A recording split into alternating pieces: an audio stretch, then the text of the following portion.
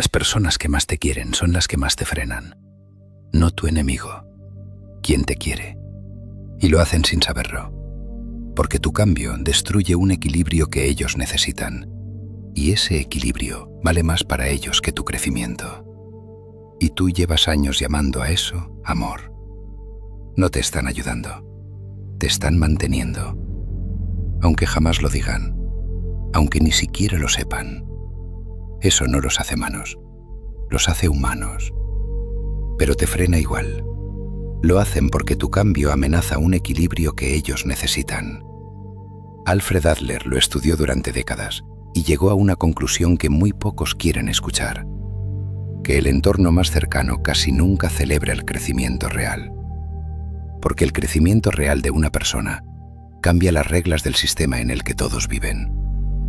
No te frenan porque sean malos, te frenan porque tienen miedo de perderte. Y los sistemas resisten el cambio, siempre, sin excepción. Hoy vamos a ver exactamente cómo funciona ese mecanismo y por qué reconocerlo no significa alejarte de quien quieres. Adler desarrolló algo que llamó la psicología individual, no porque fuera egoísta, porque creía que cada persona tiene un estilo de vida único, un patrón de comportamiento que se forma en la infancia y que organiza todas sus decisiones adultas. Y dentro de ese patrón hay algo fundamental: el lugar que ocupa en su grupo. Desde pequeño aprendes cuál es tu rol en la familia: el que cuida, el que resuelve, el que necesita ser cuidado, el que genera problemas, el que siempre está disponible. Ese rol no lo elegiste, lo fuiste ocupando, porque era lo que el sistema necesitaba. Te lo dieron y tú lo aceptaste. Y el sistema te recompensó por ocuparlo, con atención, con amor, con aprobación. El problema es que ese rol de infancia se convierte en la identidad de adulto. Y cuando empiezas a cambiar, cuando dejas de ocupar ese rol, el sistema entra en crisis y tú pagas el precio de cambiar. Y las personas que más te quieren son las primeras en intentar devolverte al lugar que conocen. Y el miedo a perderte se convierte en control, aunque lo llamen amor. Llegar hasta aquí ya dice algo de ti. Escribe en los comentarios una sola palabra: libre. No como lo que ya eres, como lo que estás eligiendo ser. Ahora continuemos. Adler observó algo específico en las relaciones cercanas que explica por qué el apoyo más cercano a veces es el más limitante. Que cada relación crea expectativas implícitas, no escritas, no habladas, pero reales. Tú eres así, yo soy asá. Así funcionamos juntos. Y esas expectativas se vuelven tan sólidas con el tiempo que parecen la realidad misma. Cuando decides cambiar, estás rompiendo un contrato que nadie firmó, pero todos seguían. Y la reacción casi nunca es apoyo inmediato. Primero viene la sorpresa, luego la incomodidad, luego la resistencia, a veces explícita, más frecuentemente implícita. Comentarios sutiles, silencios estratégicos, preguntas que no son preguntas, sino dudas disfrazadas.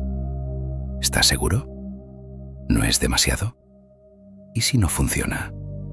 ¿Antes estabas bien así? Eso no es apoyo. Es el sistema intentando recuperar el equilibrio que conoce. No porque quieran frenarte, porque tu movimiento desestabiliza algo que ellos necesitaban estable. Estás creciendo, y eso los descoloca. Y esa descolocación la pagas tú. Adler también habló del complejo de superioridad e inferioridad en las relaciones. Decía que en cualquier sistema cerrado, el crecimiento de uno puede sentirse como la disminución del otro. No conscientemente, emocionalmente. Si tú mejoras, ¿significa que yo no soy suficiente?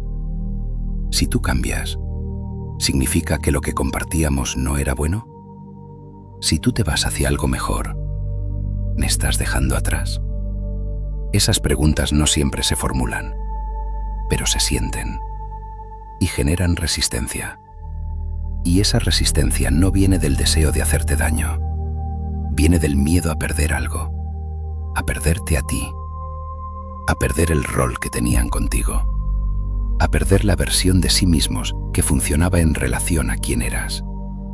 Hay algo más que Adler observó sobre el coraje que se necesita para crecer dentro de un sistema que resiste.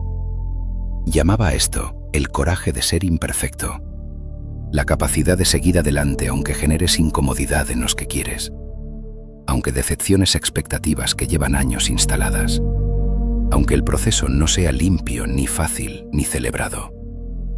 Ese coraje no es arrogancia, no es egoísmo, no es no querer a las personas que te rodean.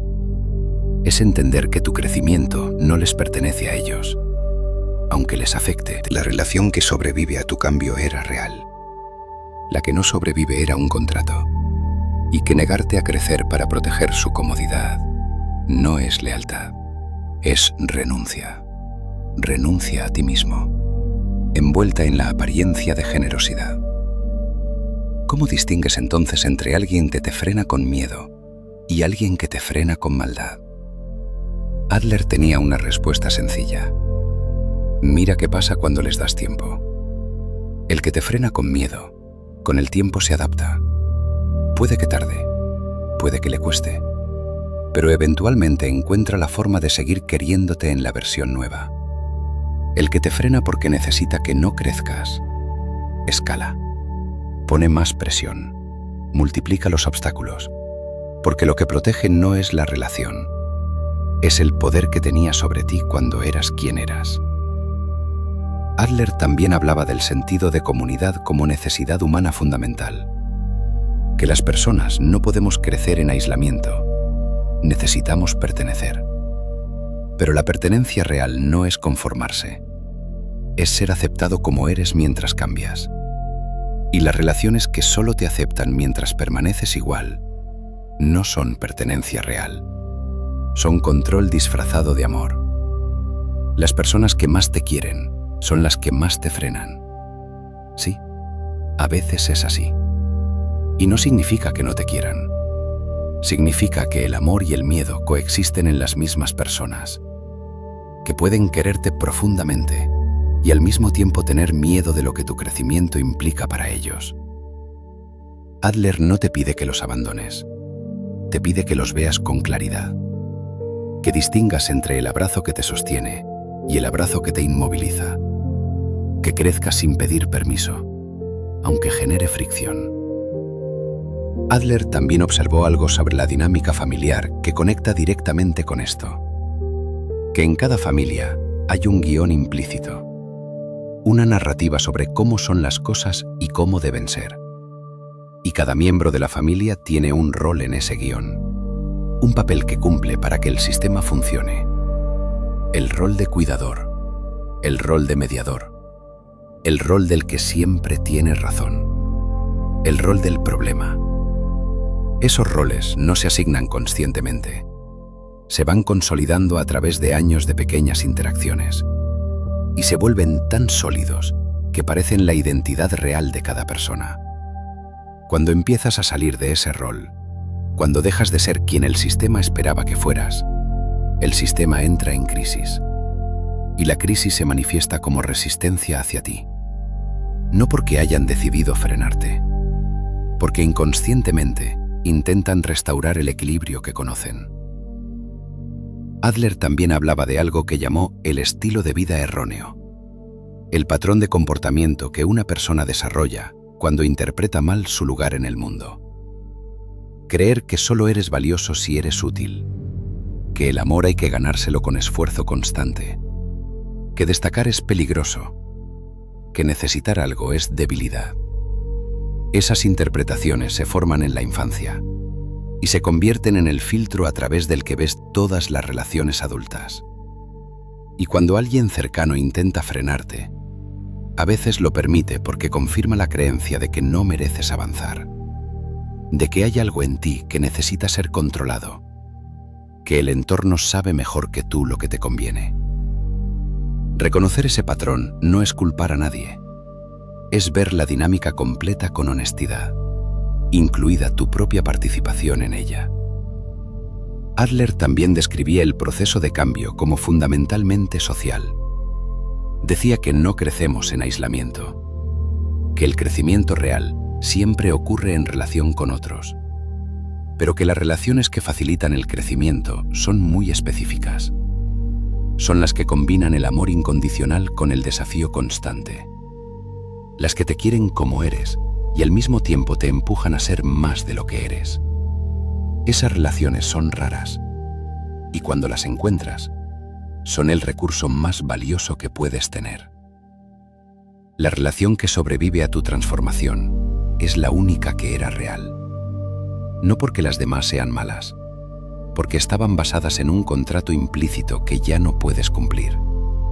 Y soltar ese contrato, aunque duela, es el único camino hacia relaciones que te permitan ser completamente tú. Adler también hablaba del orden de nacimiento y su influencia en las dinámicas relacionales. No como determinismo, como tendencia, como punto de partida que puede cambiarse con consciencia.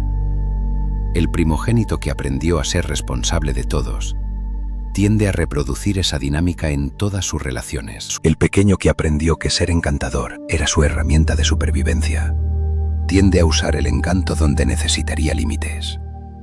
El del medio que aprendió a ser el mediador tiende a sacrificar sus propias necesidades para mantener la paz. Ninguno de esos patrones es un defecto. Fue una adaptación inteligente a un sistema específico. El problema es cuando llevas el patrón a sistemas diferentes, a relaciones adultas que no requieren ese tipo de adaptación. Adler también describió algo sobre los sueños que conecta con el sistema relacional. Decía que los sueños no son mensajes del inconsciente como pensaba Freud. Son ensayos, que el inconsciente practica en los sueños las situaciones que anticipa en la vigilia, y que en esos ensayos se puede ver con claridad qué tipo de situaciones activan más miedo en la persona. En las relaciones, eso se traduce en algo observable. Los conflictos relacionales que más activan a una persona casi siempre tienen su raíz en situaciones de la infancia que el inconsciente sigue ensayando. Reconocer ese vínculo no resuelve el conflicto automáticamente, pero lo contextualiza, y contextualizar siempre reduce la intensidad de la reacción. Hay algo que los grandes pensadores de la historia tienen en común que casi nadie menciona, que todos llegaron a sus conclusiones más importantes no desde la comodidad, sino desde el sufrimiento personal, desde haber vivido exactamente lo que estudiaban, desde haber fallado, desde haber perdido, desde haber tenido que reconstruirse. Y esa experiencia personal es lo que hace que sus ideas sigan siendo verdaderas siglos después, porque no son teorías abstraídas de la realidad, son observaciones destiladas de ella. Lo que tú estás viviendo ahora mismo ya fue vivido por alguien antes, y documentado, y comprendido. No para que no lo sufras, para que cuando lo sufras, no estés solo en él. Esa es la función real de la filosofía. No darte respuestas, acompañarte en las preguntas. Hay un momento específico en el proceso de cambio que casi nadie describe con precisión. El momento en que la comprensión intelectual y la comprensión emocional se sincronizan.